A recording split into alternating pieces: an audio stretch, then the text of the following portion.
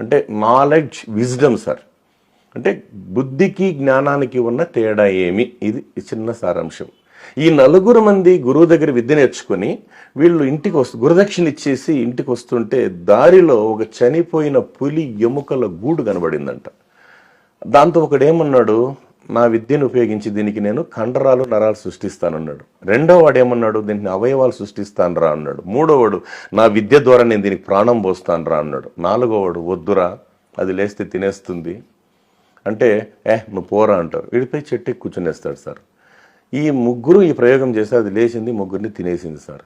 దీని అర్థం ఏమంటే ఒక రకంగా అంటే 4కి జ్ఞానం ఉంది, ముగ్గురికి బుద్ధి లేదు కాబట్టి మరణం పాలయ్యారు, బుద్ధున్నోడు బతికాడు అంటారు సార్. అంటే ఫైనల్గా చెప్పాలంటే తరగతిలో ఉపాధ్యాయులు అనేవాళ్ళు అందరికి ఒకే రకమైన పాఠాలు చెప్తారు.